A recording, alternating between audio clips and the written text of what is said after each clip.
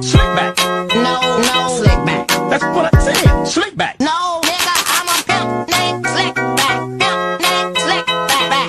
Pimp named Slick back. Nigga, are you deaf? I'm a pimp named Slick. Assalamualaikum warahmatullahi wabarakatuh. Perkenalkan, nama saya Rina Fiardinis Mamora. Di sini saya akan mempresentasikan jawaban-jawaban saya mengenai soal-soal ujian akhir semester dalam mata kuliah psikologi dalam etika bisnis. Ada beberapa pertanyaan yang akan saya bahas. Pertanyaan pertama yang akan saya bahas adalah, apa sih pentingnya etika dalam berbisnis? Menurut saya, etika dalam berbisnis sangat penting karena akan mempengaruhi beberapa aspek yang bagus dan memberikan dampak positif dalam berbisnis. Contohnya itu seperti jika kita memiliki etika dalam berbisnis, maka kita akan dapat menjaga hubungan dengan para pelanggan dan dapat rasa kepercayaan dari pelanggan. Dan jika terciptanya etika dalam berbisnis, kita akan dapat menciptakan lingkungan pekerjaan yang nyaman tanpa adanya konflik. Karyawan juga akan merasa nyaman di lingkungan pekerjaan kita jika terciptanya etika bisnis yang baik. Dan pertanyaan berikutnya itu adalah, seperti apa profil bisnis impian saya? Pada saat ini, profil bisnis impian saya, mungkin saya akan berbisnis dalam bidang kuliner. Saya ingin membuka bisnis kuliner yang harganya terjangkau sehingga mampu untuk segala kalangan. Saya juga ingin membuka bisnis yang bertahan lama dan juga memiliki tempat atau lokasi untuk berbisnis dengan lokasi atau tempat yang mengikuti tren anak muda, sehingga anak muda akan pergi mengunjungi tempat bisnis saya.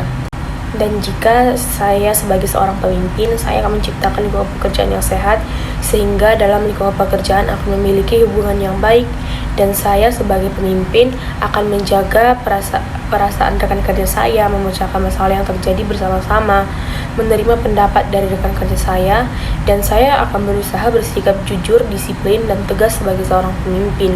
Pertanyaan berikutnya itu adalah, apa sih tantangan di bidang produksi dan jasa pada abad 21? Tantangannya adalah pengambilan keputusan pemasaran yang lebih didasarkan pada pemenuhan tuntutan masa sekarang, sehingga tidak dapat mempertahankan keunggulan pada produk dan jasa yang diciptakan. Dan juga kita harus memiliki kepedulian kepada pelanggan atau caring melalui langkah-langkah inovasi di bidang strategi, manajerial maupun produk atau jasa. Dan biaya pemasaran mungkin akan terus meningkat. Ada 3 contoh kasus nyata tentang tantangan etika di bidang produksi dan jasa. Kasus yang pertama itu adalah kasus kebakaran pabrik garmen di Bangladesh. Pada tahun 2013 terjadi kebakaran pabrik garmen di Bangladesh yang menewaskan 1.129 orang. Hal ini terjadi karena pabrik tersebut tidak memenuhi standar keselamatan para pekerjanya yang aman dan baik. Sementara kasus yang kedua itu adalah kasus penggunaan bahan kimia berbahaya dalam produk kosmetik. Beberapa perusahaan kosmetik tersebut menggunakan bahan kimia berbahaya dalam produk kosmetik mereka, seperti merkuri, timbal, dan asbes. Hal ini dapat membahayakan kesehatan konsumen dan juga dapat merusak citra perusahaan. Dan untuk kasus yang terakhir adalah kasus skandal MC Volkswagen.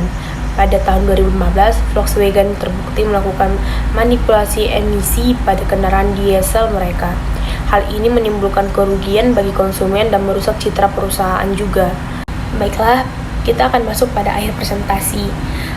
Pada akhir presentasi ini, saya akan membahas salah satu kasus mengenai pelanggaran etika bisnis oleh perusahaan di Indonesia. Saya akan membahas kasus tentang PT Megasari Makmur seperti yang dapat dilihat di PPT.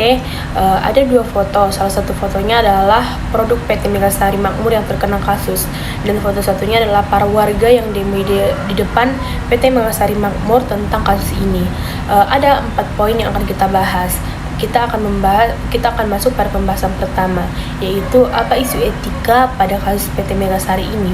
Isu etika pada kasus ini adalah pelanggaran dalam memberikan informasi yang tidak benar, tidak jelas, dan tidak jujur kepada konsumen mengenai kondisi dan jaminan barang, serta memberi penjelasan penggunaan, perbaikan, dan pemeliharaan produk, serta perusahaan tidak memberikan peringatan kepada konsumen tentang adanya zat berbahaya dalam produknya.